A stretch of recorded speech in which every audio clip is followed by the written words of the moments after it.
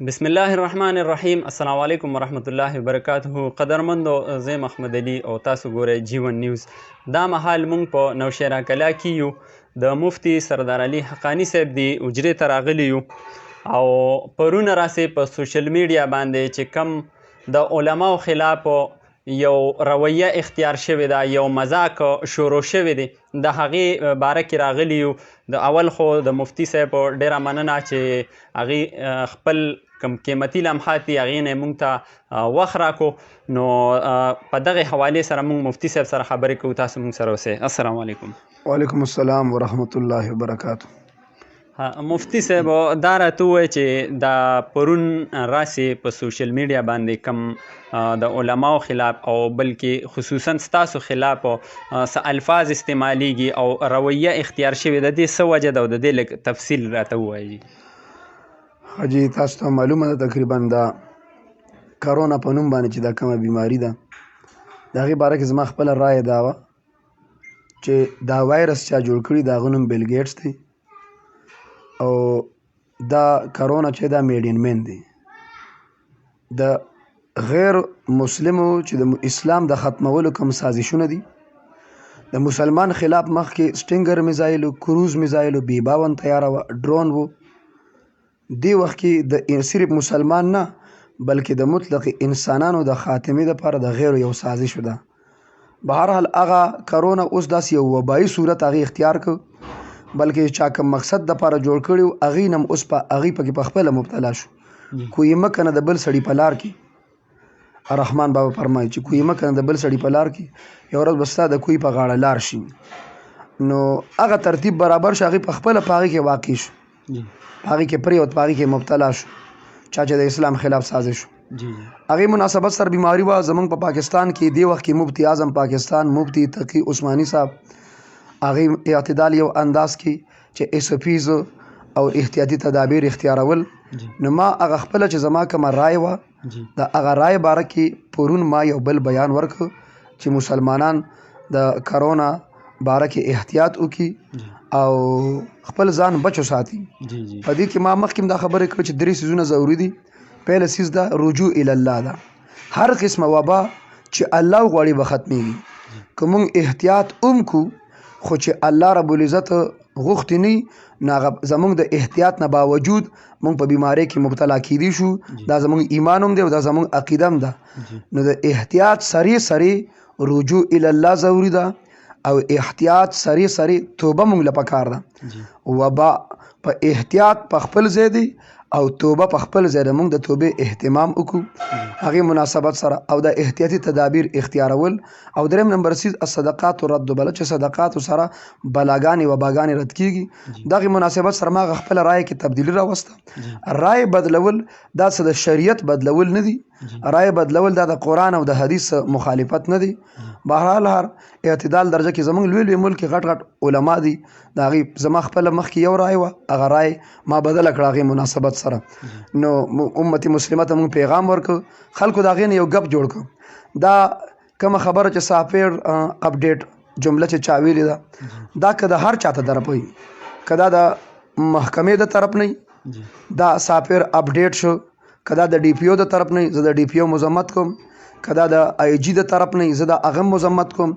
کم از کم د علماو باره کې داسې انداز او که دا عوامو کې چا کړي یا ایجوکیټډ خلکو کړي نو زه د دې مذمت کوم. داسې انداز، داسې رویه د علماو په باره کې اختیارول او بیا د هغې نه یو ګپ جوړول او بیا په د سوشل میډیا په ذریعه سره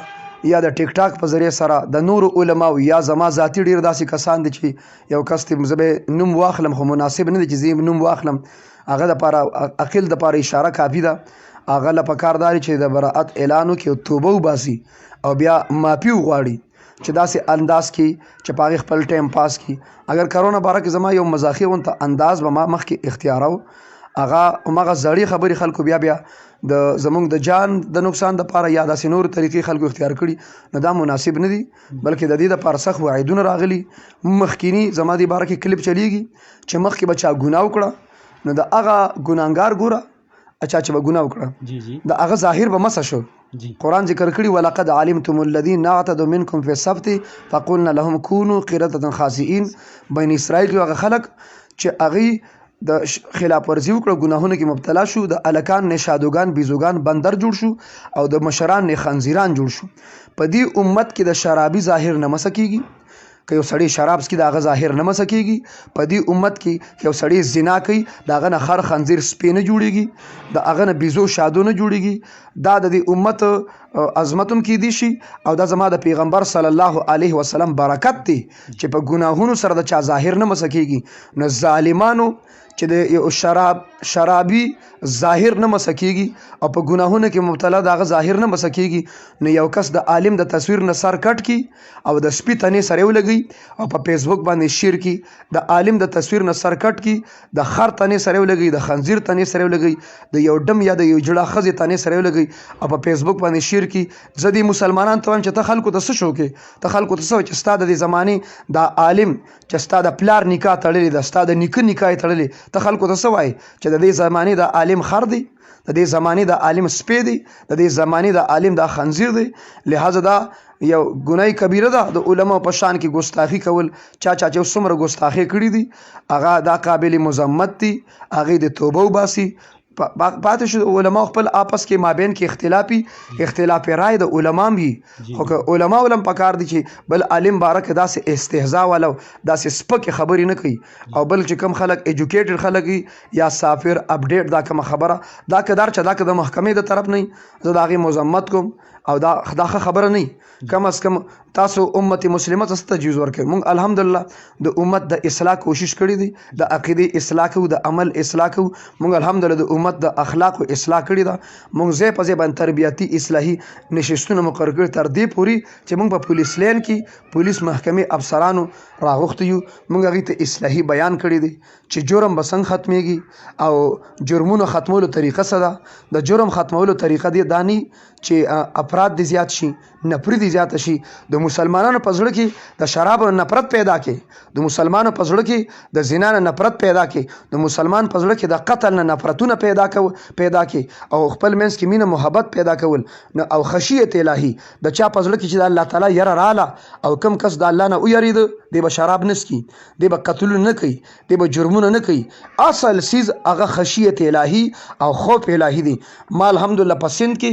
د سند په پولیس لین کې په دعوت په موقع باندې زال تلاړم. ما هغه تمام افسرانو سره په دې باندې اجلاس وو، هغه اجلاس کې ما هغې موقع راکړه. ما په جرایم روکتام باندې ما بیان کړي چې د جرایم روکتام په کومه طریقې سره کیږي. نو د جرایم روکتام دا دی چې عوامو له پکار دی چې دا محکمې سره انتظامی سره او د پولیس محکمې سره भरपूर تعاون وکړي، خپل علاقې د پولیس محکمې سره تعاون کول. موږ الحمدلله زموږ په نوخار کندرو کې اصلاحي کمیټې ده، اوسه پورې هغه کمیټې روانه ده. کوم واده کې چاګانه بجانه وکړو هغه واده والا 10,000 روپۍ جرمانه موږ په 400 باندې په الحمدلله هغې خلاف موږ تحریک چلولی، د پوډرو خلاف موږ تحریک چلولی. اگر چې تاسو ټولو ته به د کندرو ماضي معلومي چې هلته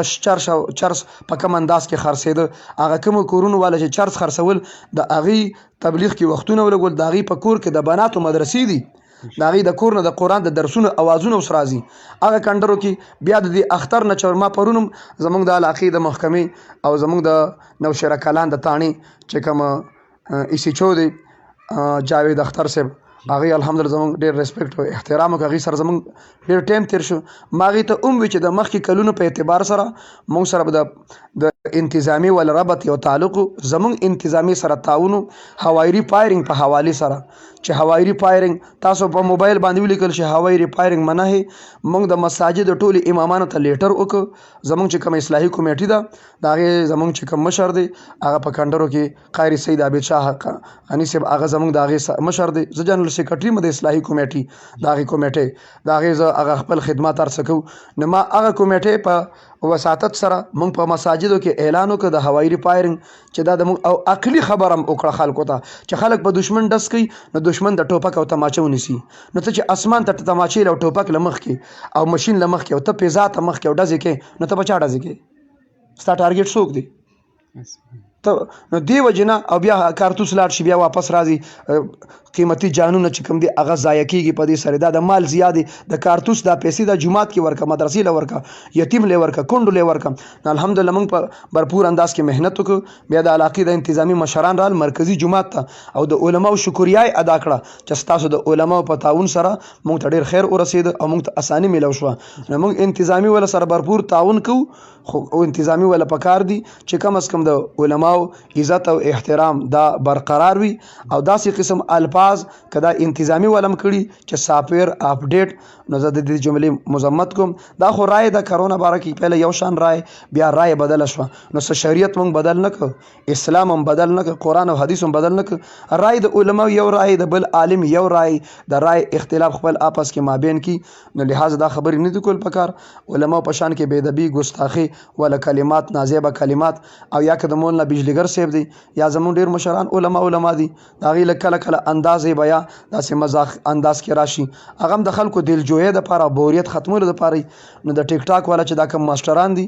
زه به یې دوی ته درخواست وکړم چې داسې ځمکه وی علما باره کې او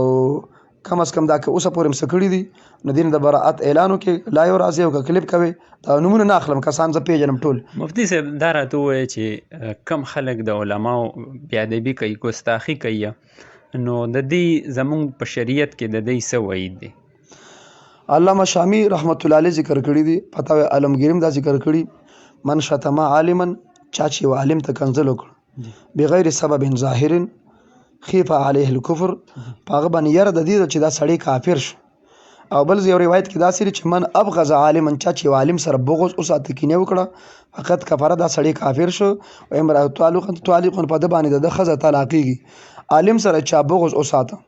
بیا چې د علماو چا ادب وکړو ما اکثر یو واقع دا کلیپ چلیږي زما شیخ سری سقطی رحمت الله علیه یو عالم تیر شوی دی او هغه چې وفات شو چا په خوب کې چې ما فعل الله بک الله در سره سو کړو وی الله ځان ته درولم چې سری بخشش د کوم خو په یوې نیکي وی توجه می حجون عمرو صدقات او خیراتونو طرف ته چې په کومه نیکي می بخي الله پر چې په داسې نیکي دی بخم چې پرشتو تم پته نشته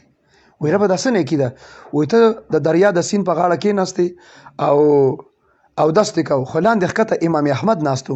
نستا زړه کې لا چې زما د اودس به عالم دین طرف ته بهیږي دا خلاف ادب خلاف مروت خلاف اخلاق دي ته لاړې هغه ځای نه پاسې د ښکته کې ناستي امام احمد باره پاتې شو شیخ سري ته د یو عالم قدر وکړو زه به ستا قدر کوم ته د یو عالم ادب وکړو زه به ستا ادب کوم ته د یو عالم احترام وکړو زه به ستا احترام کوم شیخ سري د امام احمد د ادب د وجې مې ستا بخښنه وکړه نو د عالم په ادب کې بخښنه ده او بیا چې څوک د عالم بې ادبي کوي نو بیا تاسو په هغې باندې ښه پوهېږئ قدرمندو تاسو د مفتی صاحب درنې خوږې خبرې واورېدې نو زه د خپل له طرف نه کم زمونږ چې کم د ډي پی او صاحب دی زه خو خصوصي هغوی ته دا خواست کوم چې دی د پوره